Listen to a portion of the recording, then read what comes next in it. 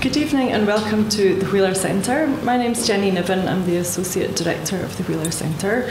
I am delighted to be joined this evening by Masha Gessen, by Sheng Keyi and by Li Ling, who's our translator for the evening. Masha is a Russian journalist. She's spent her career to date dividing her time between the US and Russia. She currently lives in Moscow. She's written for many leading Russian magazines and has been widely published in the English language press in Vanity Fair, Granta, Slate, and New Republic. She's published non-fiction on a wide variety of subject matter, including books on the rights of gay and lesbian people in Russia, on the mathematical genius of Grigory Perelman, and most recently, The Man Without a Face, The Unlikely Rise of Vladimir Putin. She also is probably a familiar face to most of you. She was on Q&A last night and has had a busy week at the Sydney Writers' Festival. Sheng Keyi was born in 1973 in Hunan province. She travelled to Shenzhen as part of a wave of people moving from village to town in China. She spent 7 years there working as a clerk and a secretary and a magazine editor. But more recently, she's moved to Beijing and is pursuing her career as a full-time writer. She's a prominent member of China's literary scene and is one of the newer generations of writers who deal primarily with more modern China as opposed to rural themes. She's a ferocious experimenter with style and voice, and her works also cover a wide range of emotional and social territory. She's published 5 novels and numerous short stories in Chinese, but Northern Girls, which we'll be discussing tonight, is her first novel to be published in English. Li Ling, I'd like to introduce Ling too, because she's absolutely critical to our cross-cultural communication. Ling's a professional interpreter, often working for the City of Melbourne. She also lectures in interpretation at RMIT and has translated for the Wheeler Centre and for other cultural organisations for a number of leading Chinese contemporary writers. Please join me in welcoming our guests. Thank you.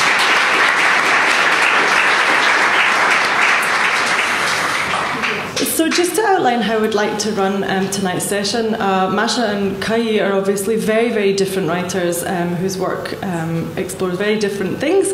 But I think the easiest way to go ahead is that we'll speak directly just on Masha's latest book first, and then with Keyi, and then for the sort of third portion of the evening, we'll have a bit of general discussion to see if there are any points of intersection between the two books and between these two brave women's work. And there'll also be a chance for you guys to ask some questions too.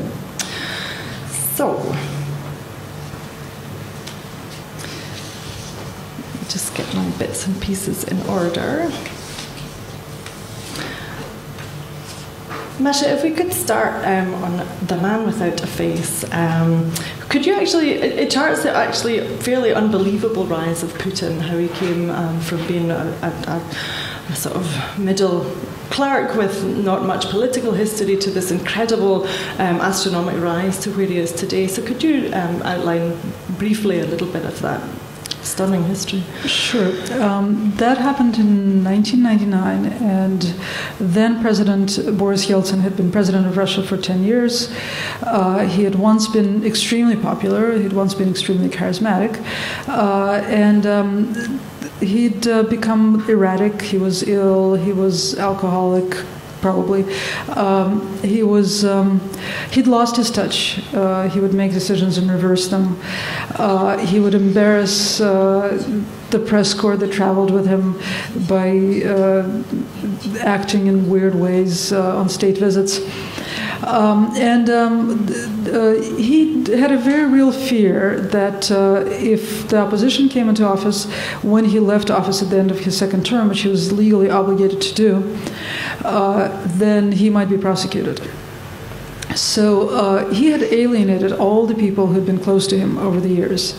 So anybody who actually had any political potential was now part of the opposition, with the exception of a very, very small group of people that we called the family, which included some of his blood relatives and some of the people most close to him, who were still loyal and who concerned themselves with finding somebody who could be anointed as Yeltsin's successor, and who would only really have one job to do, which was not prosecute Yeltsin. when he was running the country.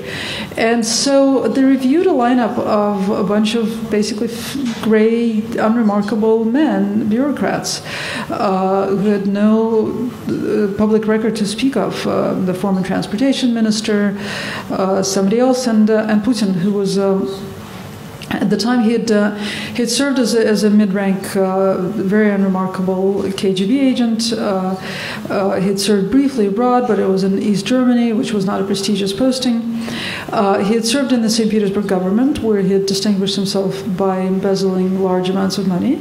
But this didn't seem to enter into the equation as they searched for a successor. And he had held a series of management jobs in the Kremlin. He had recently been advanced to head of the secret police, which was already part of this Yeltsin move toward sort of pulling up the second and third echelon of politicians because everyone else was gone. So out of this lineup of gray, faceless men, they chose Putin. And that was really an accident. They really just as credibly could have chosen the former transportation minister. And I think that things would have gone very differently. So, I mean, it's obviously a fascinating story, but for you personally, Masha, what drew you to tell this story, particularly with somebody, I think a few of the quotes that have talked about the book have spoken about what an incredible job you've done of telling the compelling and detailed story of somebody who is faceless, who's very, very difficult to get to the bottom of. Thank you. Since we're at a writer's center, I'll just talk about what drew me to actually write it, because I think that this is my fifth book, and one thing that I realized long ago is that when you choose the topic for a book, it has to be something that you're comfortable living with for a long time. It doesn't have to be somebody I like, but it has to be somebody who can hold my interest for a long time. And I kind of know that feeling that comes from writing about something that I can live with for a long time. So in 2008, I was asked to write a story for Vanity Fair on sort of a broad portrait of Putin. And by that time, I had not been writing about Putin for a while. I had done a lot of writing early in his career as Russian leader. And then I'd gotten very sick of the story because I felt like I had to dumb it down when I wrote about it in English every time, because the Western perception of Putin trailed so far behind what was really going on in Russia. But when I was writing this Vanity Fair piece, I just realized I was really enjoying it. I was having a great time, sort of having the opportunity to use all the information I had collected and all the impressions I had collected and all that I had collected, including all the emotion I had collected, to write this big portrait. And, so it was a book kind of feeling. So after I finished the piece, which was already 10,000 words, I pitched a book. So how much time was there between the Vanity Fair article and then the final draft of this book? It was it was a little more than 2 years. So quite a lot must have happened in that time politically. Quite a lot happened. That was part of the reason it was more than 2 years, because actually the epilogue was done at the very last minute. It was less than 3 months before the book actually came out. It's unbelievable. And it's actually quite thrilling to read it, because the very final section of the book is a day-by-day account of the events of the protest movement gathering apace in December, and it begins to take on a kind of diary form almost as we get to that sort of just can't keep up with events almost. Right.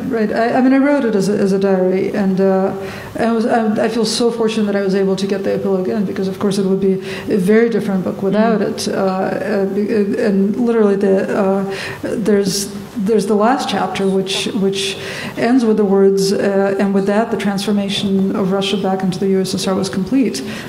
And it's just the most desolate note, which was pretty much what I was feeling in the fall when I was finishing the book, or in the summer. And then the protest movement happened suddenly, and it surprised all of us who took part in it. We sort of all came out into the streets and looked at each other and said, "Oh my God, you're here too! We're all here."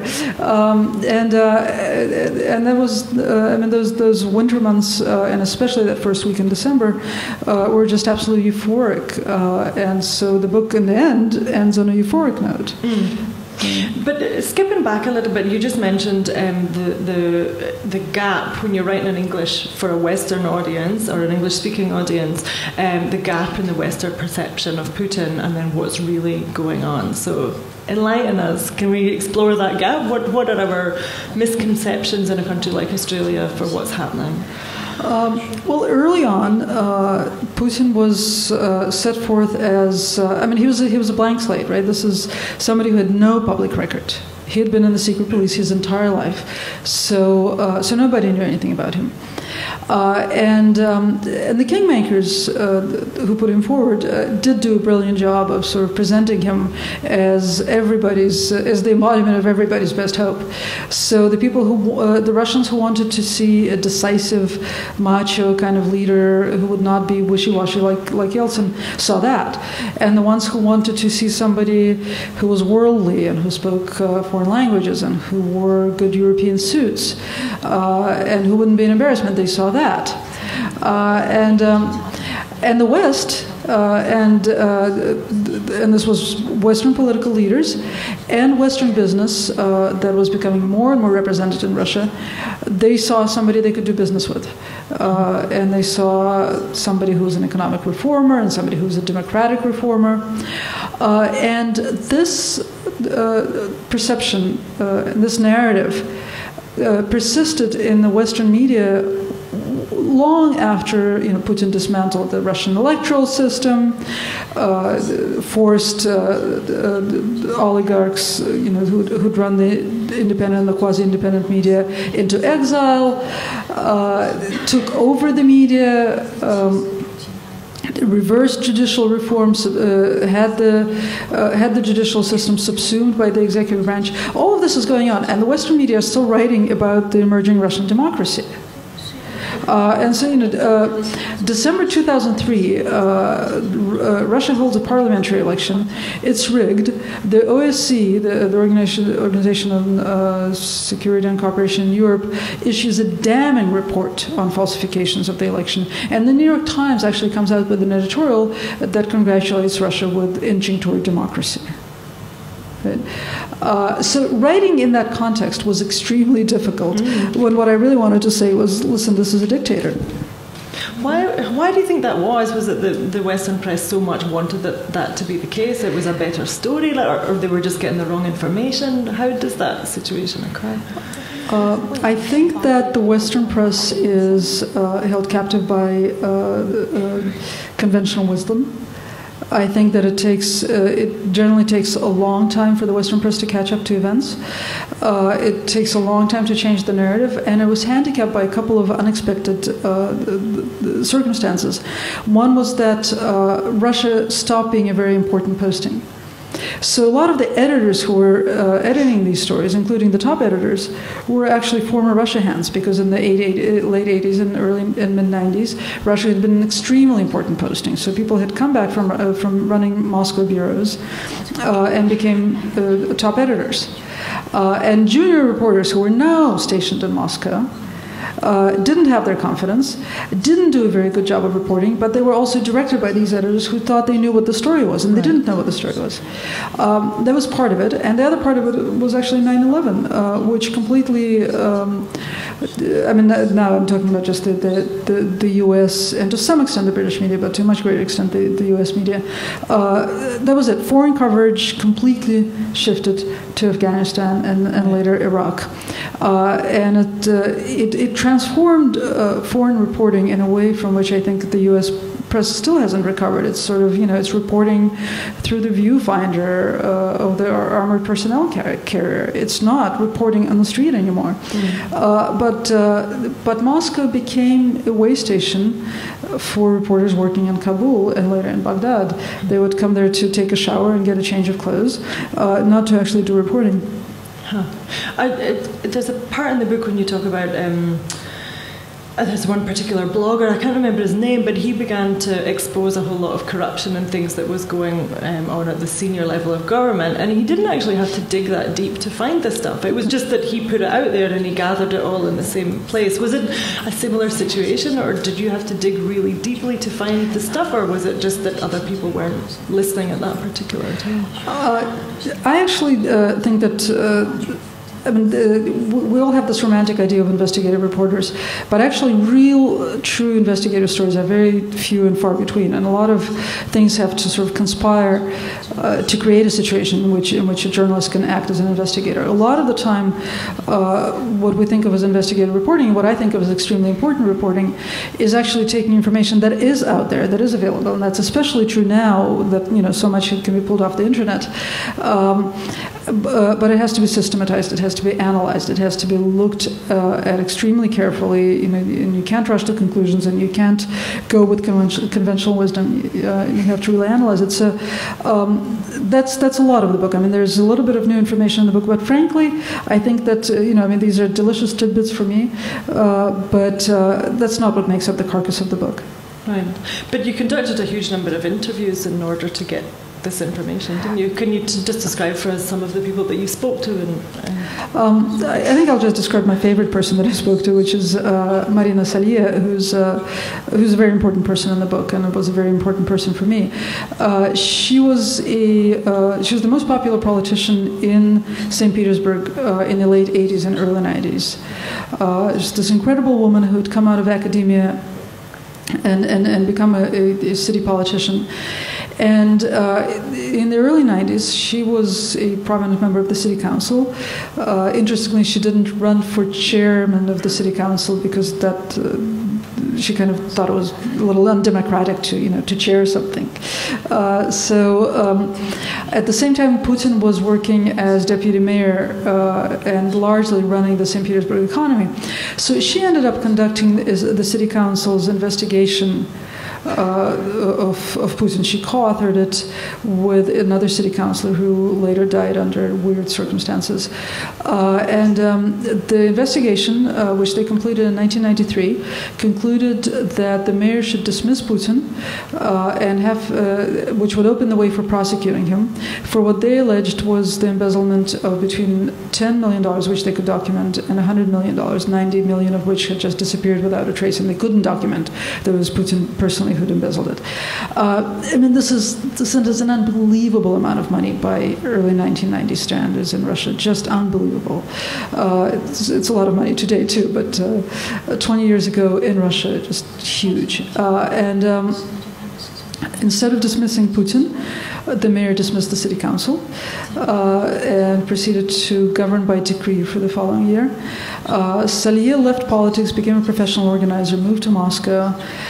In the year 2000, when Putin suddenly emerged on the federal stage, she started campaigning against him. She wrote a brilliant article that was called "Putin Will Be the President of a Corrupt Oligarchy," where she basically laid out what was going to happen over the next 12 years. Nobody listened to her. And then somebody threatened her, and she would not tell me or anyone else, from what I can tell, about exactly what happened. I mean, she gave some hints, and she denied some of the ideas that I came up with for who it might have been. So I really have no idea. But anyway, she was so badly scared that she disappeared. And when I first started looking for her, there were rumors that she was abroad. I was pretty quickly able to ascertain that she was actually in Russia. And I knew the rough geographic area, but it was woody, so I couldn't have found her. And then for 2 years I was putting out feelers to her until she finally said she would talk to me. And I jumped in my car because I was really afraid she was going to change her mind. So as soon as she said she would talk to me, I just jumped in my car and drove for 14 hours and got to see her. She was living in a house in the woods in a village that had 26 houses and 6 remaining residents. It was one of those villages that are dying out. And she had this huge collection of documents on Putin's dealings in St. Petersburg in the early 1990s that went far beyond the scope of her original investigation. The tumult is incredible, though, the way that you could go from such a public position to a village, and then in the opposite direction, Putin almost comes from nowhere to be in Prime Minister. It seems that, what is it about Russia that facilitates that sort of incredible roller coaster? Well, I mean, Russia has in some ways been a society in transition for over 20 years. So in that sense, I mean, there's more bizarre political and social mobility, and I think that what we're going to see, I do believe there's going to be regime change in the foreseeable future, and we're going to see another wave of that. We're going to see a lot of young people who are part of the protest movement now, or have just now, as part of the protest movement, run for local office and become members of some local council somewhere, which is completely powerless. They're going to suddenly be catapulted onto the national stage. It's going to be a very exciting time. I mean, social change is a really good segue into Keyi's book, but I would like to ask you just, and it's a huge question, but could you kind of, I guess, summarize or just talk about what the political climate is like in Russia right now? Because it's almost impossible to keep up with what's happening. Well, actually, what I would call what's going on in Russia, and there are not a lot of people who would agree with me, but I will argue this point, I would call it a revolution. Because what we're seeing is a moment of extreme instability, where Putin still thinks he's governing the country, but at the same time he's extremely isolated. And he was just inaugurated for his third term as president on May 7th. In order for him to feel safe enough to be inaugurated as president, they had to first of all hold a relatively small-scale inauguration, but the scale doesn't matter so much as the fact that other heads of state were not invited. It was this completely sort of insular thing, and they were so afraid of protests that they actually completely cleared the path through the city that he drove. So he drove through deserted streets, completely empty, not a single person in the streets.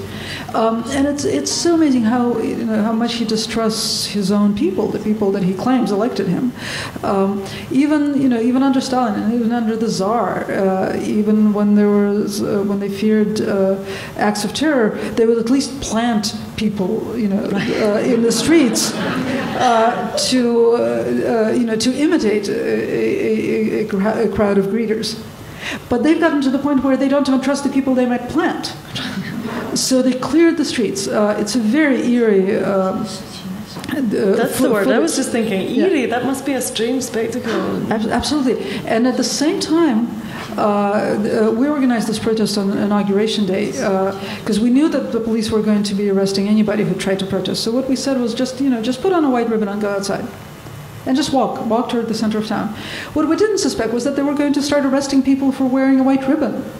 Wow. And so, while he's driving through this completely deserted city, special forces, whom we call astronauts because they're wearing these helmets and full riot gear, they're lining up and chasing people who are strolling the parks of Moscow.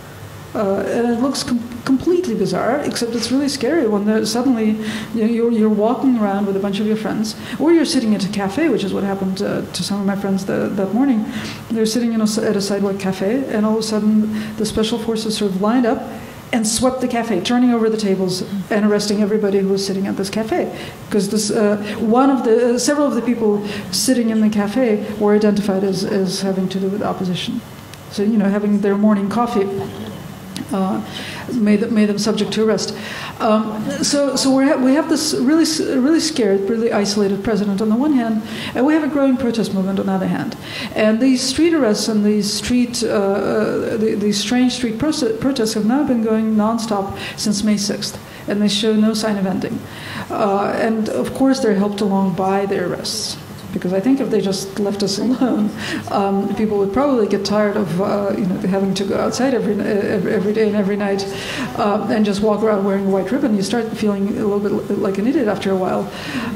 But because it's an act of civil courage, people go and do it, and you're happy to see other people doing it. And there are more and more people out in the streets every day, and it's happening in other cities as well. Mm-hmm. And that's just one indication of how unstable the situation is. Another indication is that Putin's numbers have plummeted. Mm-hmm. And we just got figures back a couple of days ago, and his numbers have never been so low. He's completely lost the confidence of the people, and I know I should be wrapping up, so I'll just add one more thing, which is that it took days and actually weeks now, 2 weeks, to form a new government, a new cabinet, after the inauguration, after the latest swap when Medvedev became prime minister and Putin became president again. So Medvedev was forming his cabinet, and it seems nobody would agree to serve in the cabinet. Nobody wants to be part of this government anymore. So it took them more than 2 weeks to announce the government. It's a really bizarre cabinet. Really bizarre. Has it been a strange time then for you to be in Australia when all of this is playing out? Yeah, it's not as strange. I was on book tour in the States during the election. That was painful. I mean, that was like physically painful, not being there.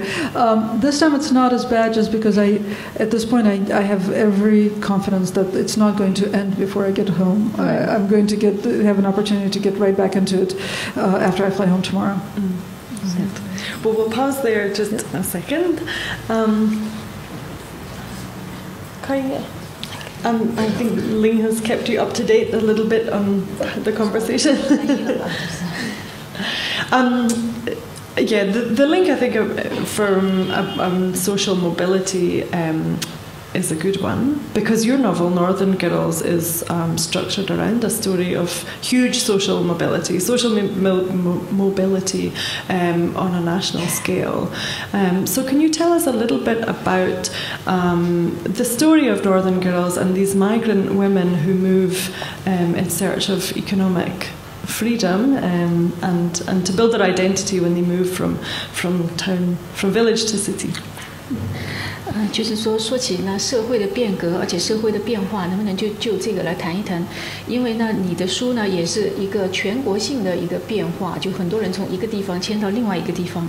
可不可以请你介绍一下你的故事，还有你故事中的这些女子，她们呢都是去追求自己在经济上的自由，她们究竟发生了什么样的事情？可不可以请你讲一讲 ？OK， 那现在开始切换频道，要来到社会主义国家。然后从那个刚才是总统最高层的权力斗争，到最底层的百姓生活。So now we change channel. So we go to China. So from the talk about president in Russia to the bottom, the people living at the bottom of the society in China. 就是说中国的这个移民。在历史上大概有10几次比较大型的，那么最大型的呢，就是说在90年代初期，就是中国的农村和小城市很多的年轻的人跑到广东珠江三角洲去寻找自己的梦想。那么这个人数大概统计在2个亿左右。Okay, yeah. So in the history of China, we see about 10 big migration waves in the history of China. So the biggest one will be in the 90s of last century. So in the early 90s of last century, many young people they left the countryside to the Pearl River Delta, which is in southern China, to search for their dreams for financial freedom. So according to statistics, about 200 million people left their home to go to Pearl River Delta. 那么这样一个庞大的群体，他们在这个城市里头是没有合法的居住权的，他们必须要办一个暂住证，他们被称为流动人口、外来人口，他们没有没有话语权，没有一系列的这个社会保障。And all these people, when they arrived in Pearl River Delta in southern China, they have no legal identities in the city. They were regarded as people from the outside, and their voice was never heard in this society. 对，我那个这样的在广东这样的地方，他们对广东以北的这些女孩就会称为北妹，这是一个带有非常歧视性和蔑视性的一种称谓，就是一种严重的不平等。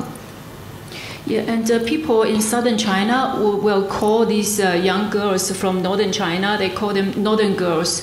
And calling them northern girls carry a strong sense of insult in it. 那么这个就是我要写这个长篇的一个初衷，就是说我觉得他们是被忽略的、被忽视的，甚至是被侮辱的一个群体。他们没有文化，他们也没有一技之长，只能做一些非常机械的活动。他们在工厂里的上班的时间是受到严格的控制的，比如说上洗手间的次数，这个时间都有限制的。如果你拉肚子了，老去洗手间，也会要被扣工资的。Yeah, that's the reason I want to write about this group, because I feel they are really ignored in this society. They were insulted. And many of these girls from northern China, they had no education and they have no good skills. Basically, they were laborers in the factory. And while they were working in the factories in southern China, they were under very strong control. For example, the times they went to toilet, that was also recorded. If someone had a bad stomach and had to go to toilet all the time, and then maybe she will lost part of the wages. 我的小说的2个女主人公都只有10几岁，她们到广东的第一件事就是把她的处女之身换来一个居住的权利，就是办了一个暂住证。那之后她们经历了各种各样的挫折，尤其是最严重的就是其中有一个女孩，在这个中国的计划生育政策下被强制的去错误的去实现了这么一个结扎手术。就是李思江，对。Okay, and in my novel, the two main characters, they were all 2 young girls, 2 teenage girls. And the first thing they did when they arrived in southern China is actually they slept with someone in exchange for a temporary identity in the city. And one was actually taken to hospital because of the one-child policy. He was taken to hospital by mistake, and she would never be able to have child again. 那么另外一个主角就是钱小红。钱小红她是一个长得特别小巧玲珑，但是呢又很性感，然后呢她是一个非常独立，她在整个她的这个历程当中，她是非常独立自强和一种顽强的这么一个性格的女孩。她以她的乐观和她的热情在给予她的同样的这样的一个群体的朋友有一个非常好的一个帮助。她是以乐观的态度面对人生的各种挫折。Yeah, and another character, the main character of my novel, Xiao Hong, she is a very small girl, but at the same time, I describe her as a very sexy girl. She is extremely independent and strong, and she is passionate and positive. And because of her passion, she has always been a good help to her friends. And also, she is also very positive in facing all the challenges thrown into her. There's also the one key characteristic that defines Xiaohong's journey and the way that she approaches her freedom and her individuality is very much related to her body. Can we explore that a little bit? Her body. She's got huge boobs, basically. 还有呢，就是说，你在描写小红的时候，你给她的身体有一个特别的特征，就是说，她呢在追求她的自由，很多时候这个呢都会在其中起到作用。可不可以请你描述一下，就是说你给她的那个大的胸部？You got that bit, right? 对，这个，因为中国女性这个胸部怎么说呢？一般都是比较平常的。那么就是说，我把这个小女孩写的非常丰满的话，那我一个是突出她的性别特征，第二呢，她就是在她最后她的乳房是越来越大，变成一种病变性的一种东西，然后成为她的一种负担。那我就是这样，我就是思考的就是说，女性在她的生命历程当中，她能不能走出自己性别的局限？But actually, to be honest, I think Chinese women have ordinary breasts, not the large breasts I gave to Xiaohong. But the reason I gave Xiaohong very large breasts because it's a symbol of he is a woman. And also, in my novel, her breast is so large, and actually it became her burden. So the reason I describe the breast as a burden of Xiaohong, it's also a way of thoughts. It's also my thoughts. I want to see if a girl can work out of the limitation of sex, of being a woman. 在中国的古典文学里头，那个《西厢记》里头，那个有一个叫红娘的丫鬟，那就是一个，怎么说呢？她是一个非常乐观、热情、追求自由的，她是这么样的一个女性。那么我就是钱小红这个名字呢，这个红跟她也有关系，就是一个热情奔放、追求自由，不受任何这个框架，不受这个传统道德束缚的。她是一个反框架和追求自由的这么一个女性。And also her name, Hong. I also found the name for her from a classic Chinese novel called The Story of the Red House, 西厢记. The maiden from that novel is called Hong Niang, so it's also Hong as the name I given to my character Xiao Hong. It's the same. So both of them share the same background. They are from the bottom of the society, and they do not want to be limited. They all pursue freedom. That's why. So my character is a character that refused to be limited by the old thoughts who pursue freedom in this society. But one of the challenges for the women in the book is that their currency as women outstrips their currency as labourers in a way. They can make more money as prostitutes than they can, not that these characters don't choose to go down that route, but they could, and that's always open to them, and that influences the choices that they make and also the way that other people respond to them. Can you explore that a little bit? 还有呢，就是女性呢，她作为一个劳工啊，可能有的时候呢，她面临很多挑战，就说她赚钱可能没有她做什么妓女啊，或者是什么性工作者啊，就总是有这方面的一个挑战。那你觉得在这方面可不可以给我们介绍一下？就是女性做工，或者是她就被吸引去做别的了？事实上，它是有这样的群体，就是有一部分人他是，稍有姿色的，他可能就在工厂里头就被潜规则了，就被，临幸以后，他就可能被有提拔。但是在钱小红身上就没有，钱小红她还是挺受异性欢迎的，但是她从来没有因为，要交易而出卖身体，她只是为了他喜欢的，他追求的，他才会去使用自己的身体，他不会拿它来作为一个交易。那么我觉得钱小红是非常可贵的，就是在这一点上。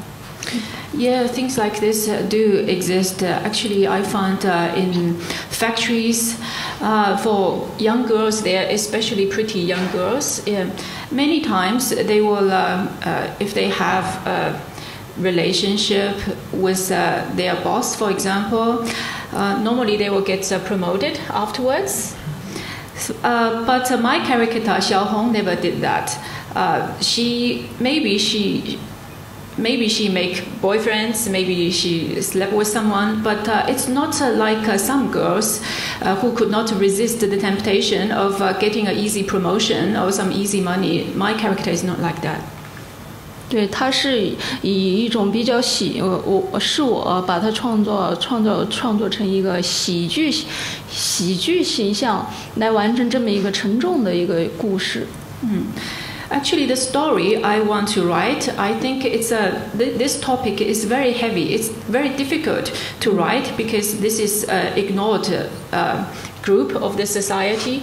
But the character I created, Xiao Hong, is a really happy, strong, and passionate person.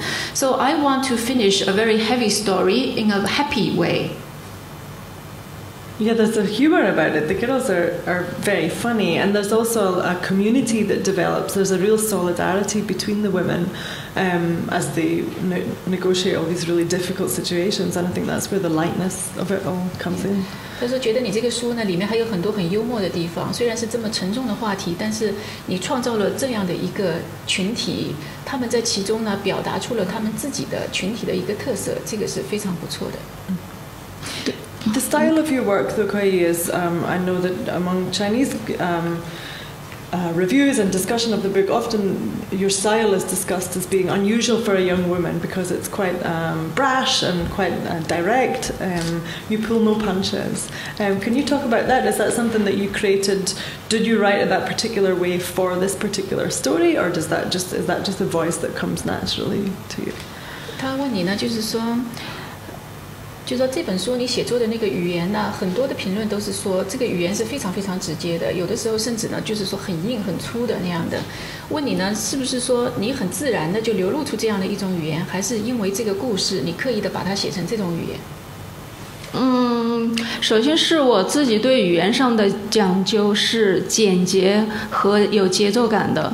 那么我觉得我中文的这个节奏感它是这样，我自己形容，因为那天在悉尼的那个海边，我看到澳大利亚原住民的表演，他们的鼓点和他们的音乐，我觉得我的中文的语言就是那样的，但我英文因为我不太知道我是不是那样的。那么这个是我追求的一方面，就是语言的这个粗粝和节奏和它的音乐性。Actually, I feel that's my language. Somehow I feel. For example, last week I was in Sydney and I saw the Aboriginal show on the beach. And I feel the rhythm and also the strong rhythm of the Aboriginal music. And I feel that's my understanding of the Chinese language. I pursue very strong, direct language with rhythm. So I think that's very well presented by the Aboriginal music here in Australia. So I do not know what the language is like in the English translation because I do not speak much English. So I hope it's the same. 对，昨天我在微博上看到有一个读者，他买了北妹，然后读完以后，他告诉我，他说基本上是我的语言风格，但是呢，没有我的这么粗野，然后有个别地方表现的比较矜持了一下。我说我知道，翻译跟我沟通过，他说我们在翻译当中会稍微就是说会雅一点。Actually, yesterday I saw on Twitter, like one of the reader wrote to me and said that I have read the English translation and I feel it still carries on your style. It's similar, but I feel maybe it's not as coarse as your language in the original Chinese version. But actually I feel, yes, because the translator communicated with me during the translation and the translator said that in some places, yeah, they want to moderate the level a little bit. Yeah. 因为我觉得这个，我的这种语言节奏是很符合这个钱小红的他们这种生存节奏和这种原始的，没有，怎么说呢？原始的质朴的这种生活方式，甚至钱小红他的这种本色的这种人，就是我觉得是一个比较协调和一个比较统一的。Actually, I think my language style really matched this novel perfectly because I think this rhythm is the rhythm from countryside, it's the rhythm for the group of people who haven't received a lot of education, who haven't lived in a city for very long. So I think they really match. Yeah. Just on a question of timeliness and relating back to the idea of social change. I mean, in the last 30 years or something in China, the social upheaval is it's beyond belief. The country has just changed beyond recognition. Do you find that opens up possibilities for you as a writer, or is it hard to know what to focus on, or do you just tell the stories do you feel a pressure to respond to what's happening politically? I guess is the question. 还有呢，就是说现在中国的变化那么大，很多事情我们都感觉已经变得完全就跟不认识了一样的啊。就是你觉得这个呢是让你写作的一些机会更加多了，写作的话题更加多了，还是让你也觉得不知所措，不知道从哪写起？你有没有感到那种压力？就是说，由于政治的变化，由于社会的变化，你必须要跟上。对，一个复杂的时代对于作家来说，永远是一件很好的事情。那么中国的发展是非常的快，而且是表面上的一种繁荣。在我看来，我觉得其实它那里是千疮百孔也好，都可以用上这样的一个词。I think an era that's going through lots of changes, a complicated era, is always a good thing for writers, I feel. And China is changing really, really fast. But I believe the prosperity is only on the surface. I think underneath, I think there's wounds everywhere, I feel. China is a wounded society. 那么就是说，刚才说到这种普京的这个书，如果是对一个国家领导人有所提意见也好，或者说有所贬低也好，这样的书是根本是不可能在中国是不可能出版的。For example, I heard about just now the book on the President Putin. So I cannot imagine such a book talking about the leader of a country can be published in China. I cannot imagine that. But I believe this one wasn't published in Russia either, was it? No, it wasn't. 这个书在俄罗斯也没有出版，这是在别的地方出版的。Oh, sorry. I see. Masha, could you tell us about about exactly that topic? Did you? Oh, there isn't much to tell. It wasn't published in Russian. 那我想问一下，这个在别的地方出版以后，会不会对他在国内的这个身份有所影响啊？ But if such a book is published overseas, for example in the States or in Australia, does that affect your life in Moscow because you live there? Yes.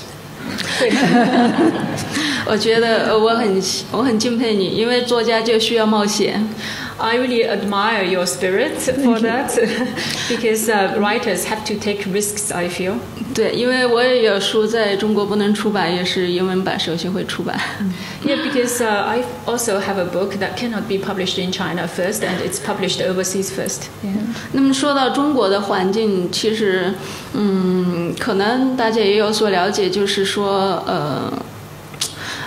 一种就是说很多东西是突破底线的，比如说道德的底线、诚信的危机，甚至说食品上的这个食品的屡屡爆发这个有毒的食品，就是很多人都觉得这个，其实这个已经很混乱的一个局面了。但是呢，表面看起来是歌舞升平的。那我觉得作为一个作家来说，其实这是一个最好的时代，让我们我可以看到这个表面平静的一个国家下面，它暗流汹涌的这么一种状态。Yeah, but actually in China, as I said, on the surface it's quite prosperous, but I feel China is already in a very confused status, I would think. Many things that happened in China, I would say that has already broken the bottom line of the moral standard people can accept, because you see lots of poisonous food on sale, this and that. Maybe you have already heard of that. So I feel just in this era, a writer can write a lot, I feel. Can I just follow up that question with you, Masha, about the response to your book in Moscow and in Russia? Well, there hasn't been much of a response because it hasn't been published in Russian. I mean, there's a publisher that likes it. The publisher has told me quite frankly that they don't feel they can take the risk because the business will be destroyed. There are lots of publishers, foreign publishers, who want to print the book in Russian and smuggle it into Russia, but that's not something that I'm interested in. I want to share the risk with a major publisher in Moscow. Right. And the major publishers in Moscow think that the risk is too great. So sometimes articles written about the book in the West, where it's received a lot of publicity, sometimes they're translated into Russian, so I see them circulating on the internet. And the book is on sale in 2 locations in Moscow, 1 store, 2 locations. So that's a total of about 100 copies that are currently on sale in English. So that's that's one of the many ways that the opposition is marginalized. The people who can read it in English and know enough to know about it will read it. That's a tiny little audience. I think it's a similar situation in China with a lot of publishing. I used to work in a foreign bookstore in Beijing, and we published sold a lot of books in English that never saw the light of day in Chinese. But lots of Chinese people would come in and buy them. But if they read them in English, then it was kind of already too late. Yeah. So, is it a similar sort of situation where it's a kind of don't ask, don't tell, where senior government figures and things know that you're writing this material, but they choose not to discuss it with you, or? Well, they wouldn't exactly have an opportunity to discuss it with me because I've been, banned from any official venues for 12 years. So, we don't come in contact with one another. From what I can tell, Putin personally actually doesn't know about the book. Really? Yeah, and I think that's an amazing. I mean, if I'm right about that, it's an amazing symptom because that means that for him to know about the book, somebody has to tell him about the book. Right. And people are clearly afraid to tell him about the book.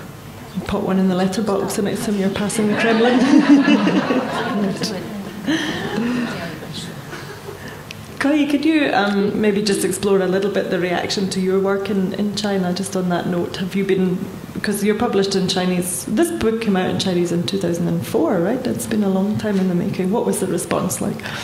说问问，就是你这本书在中国出版呢，反响是怎么样的？你这本书好像中文版在2004年就已经出版了，是不是？就是当时是什么样的反应？我这个是我的长篇处女作，但是它不是我第一本出版的，因为当时出版的时候，因为我写了计划生育的这个强制性的和暴力的这种手段，然后可能有一些敏感，就是出版被拖延了，1年多吧。这个书的出版还是有蛮大的争议。首先一个是，有钱小红有写她的身体，比如说有写到有性自由，她追求性解放，这个还是有挺大的争议的。然后是那个政策问题，对。This book is my first novel, but it's not my first published piece. Actually, this book, because I wrote about the one-child policy, the family planning policy, and it actually caused about a 1-year delay in publishing because I talked about how people were dragged to hospital to go through operation. But after being published, this book has also caused controversy in China because I have described Xiaohong, my caricature, as a very sexy woman with large breasts, and I also described her as a woman who pursued freedom in sex. So that also has caused some discussion, some controversy in China. But in the time that the book was originally published and now, do you think the attitudes have changed, just even in that last 10 years? What has changed? Attitudes to the idea of women being more independent or more aware of their own sexuality or more in control of their sex lives, for instance. I mean in China, yeah. 就是在过去这么多年里面，你觉得就是说中国的女性在对于自己的性自由啊这方面、性自主啊这方面的主张，你觉得有没有变化？从书出版以后？应该是有翻天覆地的变化。一般就是说。城市里头的女性的话，就是说变化特别明显。那么在乡村的话，我每次回春节回去看望父母的话，都会听到村里头的事儿。比如说有一个叫什么妯娌。他就把这个4兄弟都睡遍了，那么像这种事情就已经很多，而且离婚的也很多，所以呢，大家也不会觉得这个事情有多么奇怪了。在城市里头，往往就是大城市里头，女性甚至表现出非常强悍的一面，比如说这个木子美这个成天在微博上说约炮，对。Yeah, I have seen lots of changes. Yeah, exactly. Yeah, I have seen big changes, especially in the city. And each year I would go back to the country, to go back to the village I grew up to visit my parents. And I heard stories when I went back to the village. For example, there are 4 brothers who share their wives. And I have also heard stories about the increasing divorcing rate in the country, and no people feel like these are strange things anymore. People just take it as something normal nowadays. And nowadays in the city in China, some women become very dominant in sex. That's also a phenomenon I have seen. 比如钱小红那个时候，我写到钱小红那个时候，他回到家乡，他出去之后，就有人看不起他，就说觉得你是出去做坏事儿。那么他回来以后也得到了一些误解。但是最后后来过了几年以后呢，大家都以这个出去不管怎么样，你只要能赚钱回来，就已经是笑贫。以前是笑贫不笑娼，现在是笑娼不笑贫这样的。Yeah, for example, when I wrote my book, Northern Girls, the character Xiaohong, when she left the country to the city, and people would talk about her behind her back and said, this girl is going to the city to do some bad things for money. And when she returned to the country to visit, and the people again would talk about her and said that she has done some bad things in the city. But after a few years, when a girl went to work in big city and returned to countryside, people would just look to see if she has made some money or not. So before, people would laugh at poor people, but would laugh at prostitutes instead of poor people. But nowadays, people laugh at poor people instead of prostitutes. So that's the attitude. Well, we've got some time for audience Q&A. Before, I want to ask one more question though, because I'm aware that we had structured or described the session that we would talk more about women's issues, and we haven't done that. And I just want to ask you, Masha, you said an interesting thing when we were discussing this in the green room, that you felt that there are more pressing concerns right now in Russia. Can you just elaborate on that for us a little bit? A dictatorship is bad for everybody, and I don't think, at least in the case of Russia, there isn't a case to be made that it's worse for women than it is for anybody else. It makes it humiliating to live in the country, and it makes it dangerous to live in the country, and it's not particularly gender specific.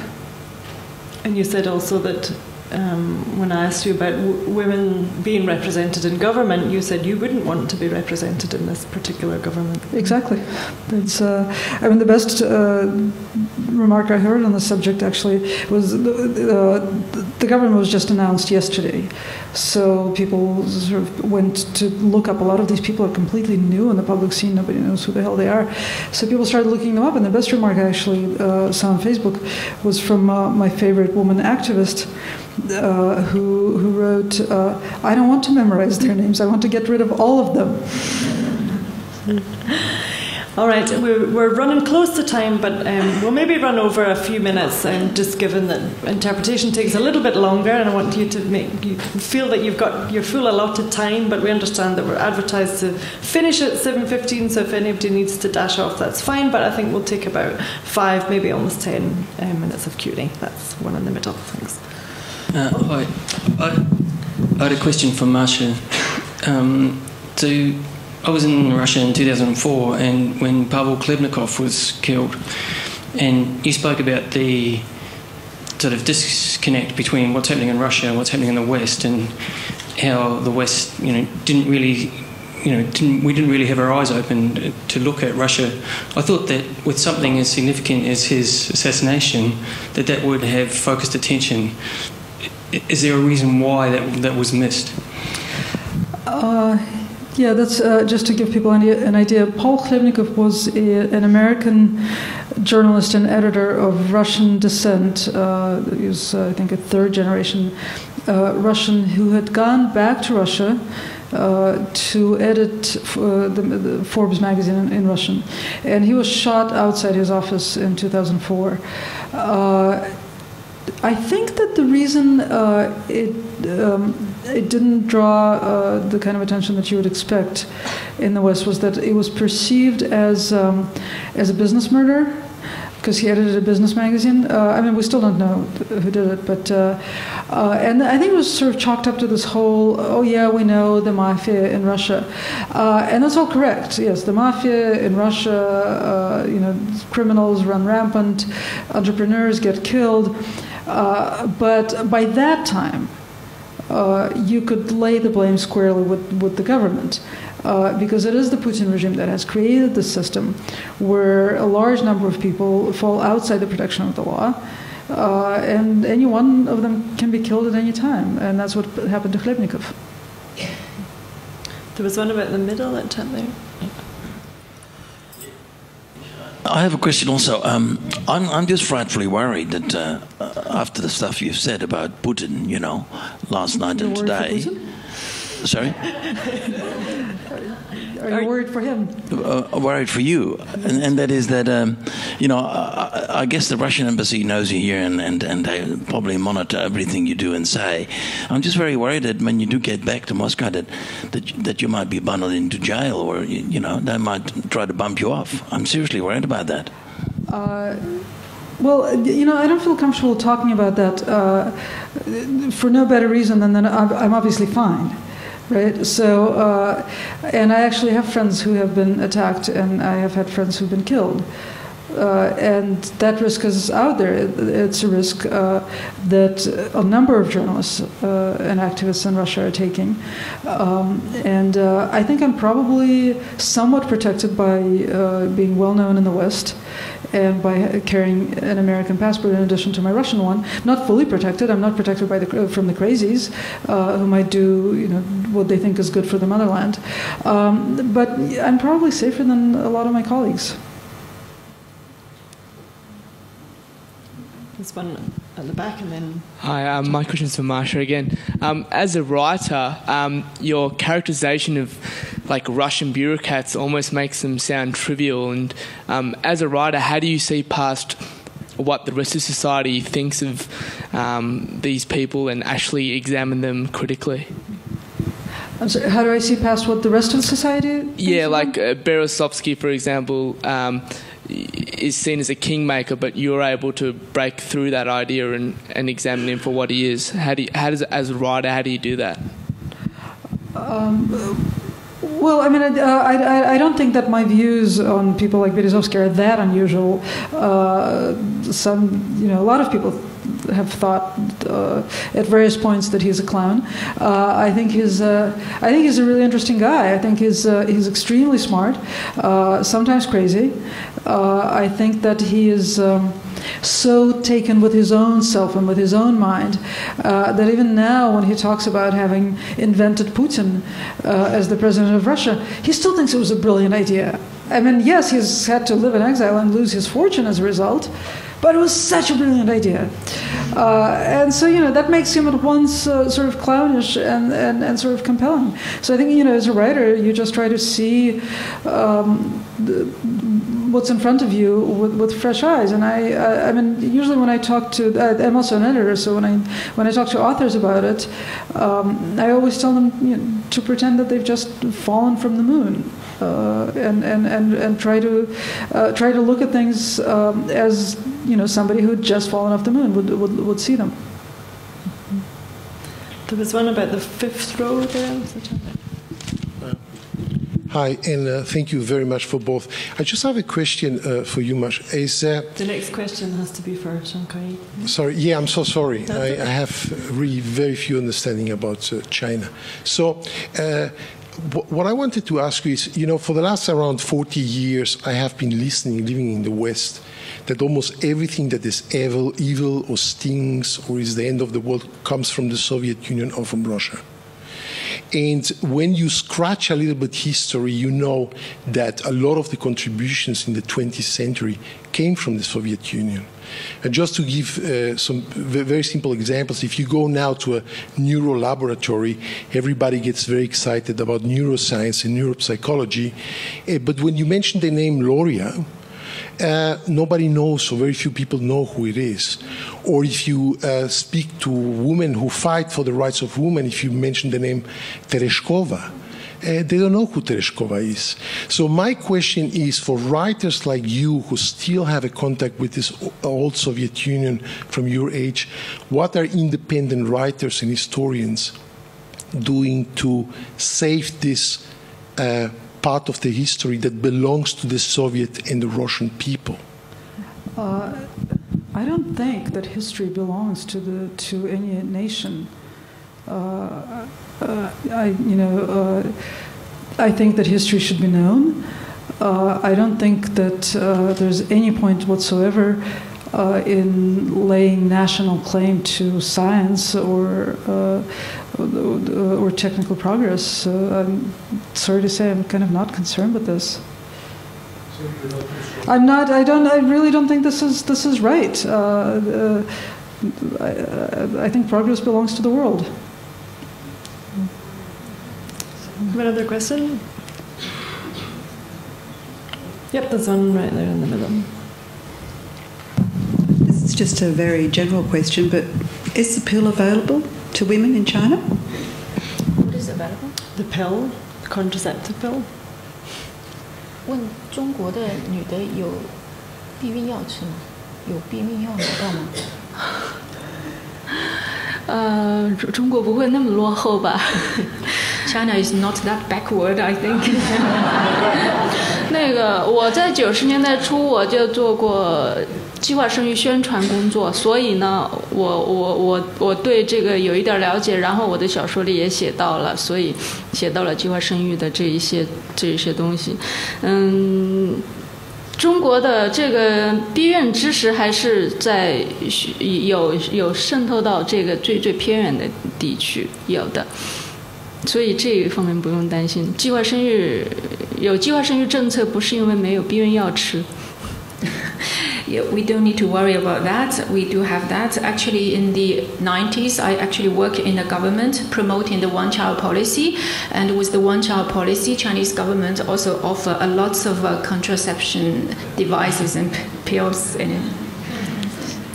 I think I would really highly recommend Northern Girls for a very frank expose of that whole area of women's attitudes to sex and to sexual health. It's really, really fascinating. Yeah. Do we have any more questions? Maybe just time for one more.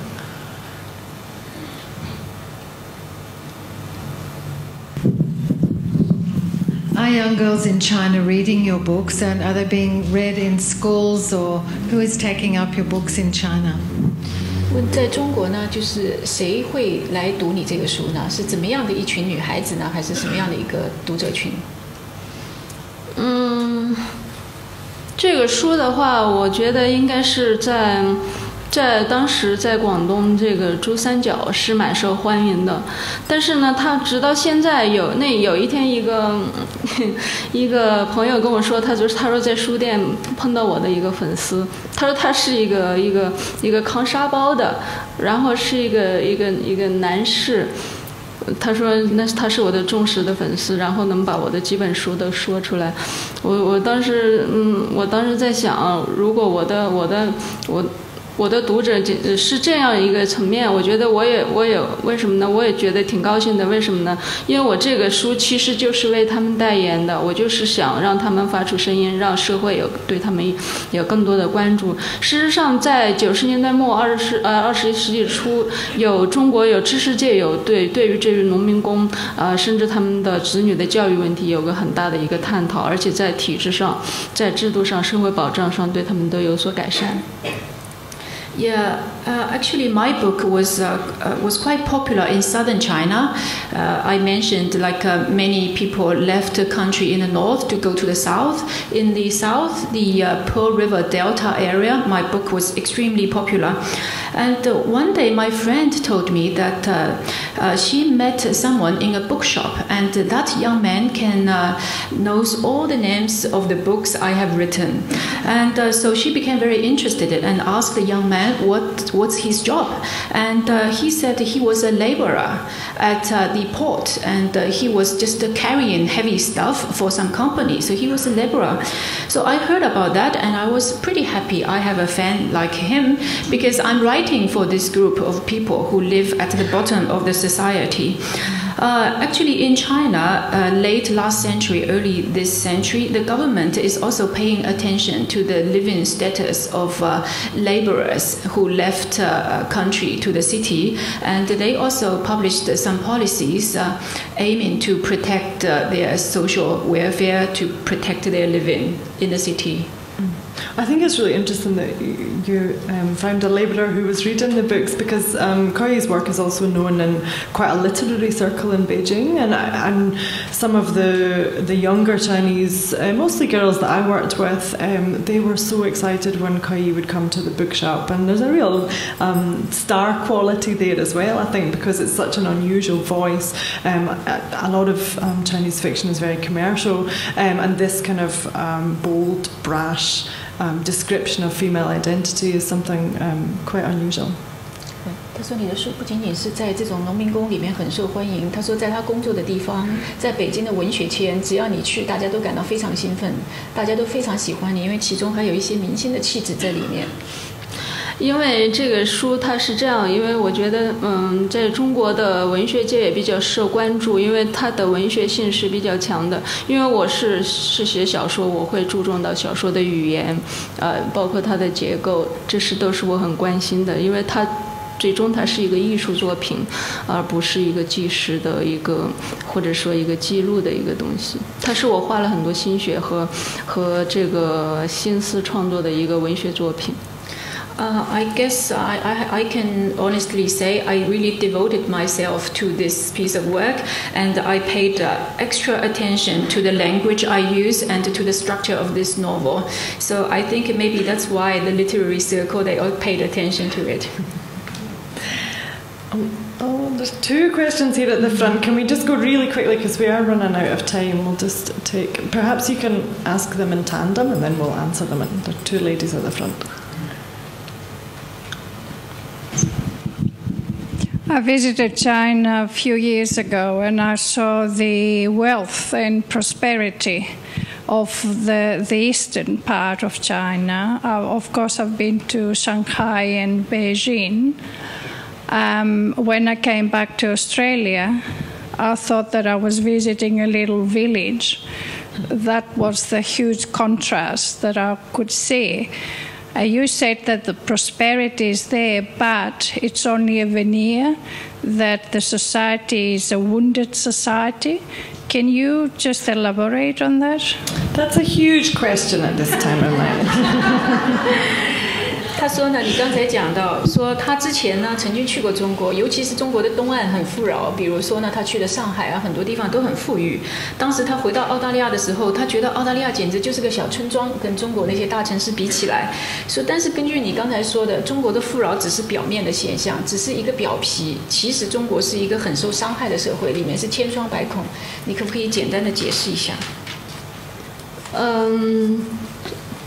怎么说呢？这个我觉得一言难尽，因为这个，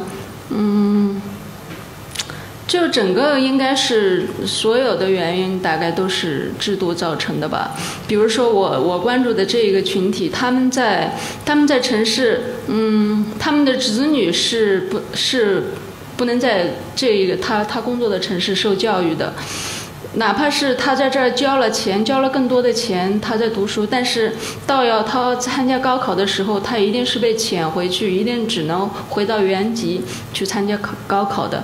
那这是教育。那么在刚才说到食品，说到避孕药，那避孕药其实都被鱼、被螃蟹、被这些东西吃掉了。为什么呀？因为这个喂养的人就是给他投放避孕药，吃了以后就会长得很快。Yeah, it's really hard to give a short answer to this question, but I think the root of the problem, I think it's still the policy, the political system. For example, just the laborers I was writing about, all these people, they do not have a legal identity in the city. And one result is their children, they cannot enroll in the schools in the cities.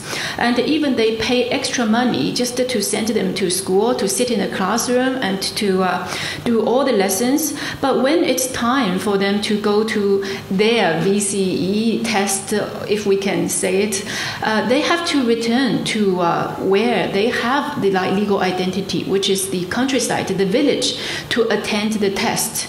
And also just now we also talk about poisonous food in China in supermarket, and we even mentioned contraception pills. And nowadays in China we even see people giving contraception pills to fish, to pigs to make them grow faster.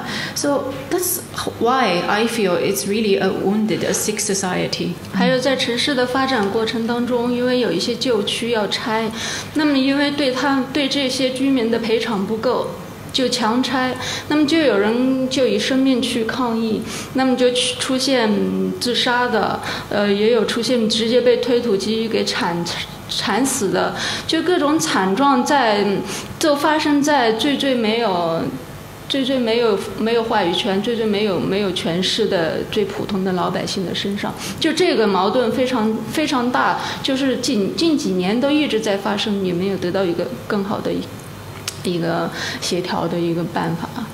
Yeah, for example, when you go to China, you see modern high-rise buildings and you see the fast speed of urbanization in China. Actually, behind the scene, a lot of tragedies happened. For example, some people, they refused to move from their old home because their old home was about to be pulled down to make way for the big high-rises. And these people, sometimes they couldn't be compensated enough for them to feel happy to leave. But these people will just be forced to leave. Some of these people commit suicide, and some people just died in this process. And this conflict exists till today, and there's no good solution for that. 对，还有比如说我们每天喝牛奶，我们喝了多少年的牛奶，被发现是用烂皮鞋做的酸奶。就发现是用烂皮鞋被就是说熬烂以后就做成那种明胶加到酸奶里头，就我们等于喝的都是皮鞋。And recently, the biggest scandal in the Chinese food market is people find in China yogurt actually was made from recycled leather shoes, and that's the biggest scandal. 各种问题很多，其实是道德刚才说的是道德。So I definitely feel that all these things have already broken the moral standard that normal people would accept. We really do have to wrap it up there, but both of our authors will be signing books, so perhaps if you've got extra questions, you can ask them in the signing queue. Please join me in thanking these very bold, provocative, wonderful women.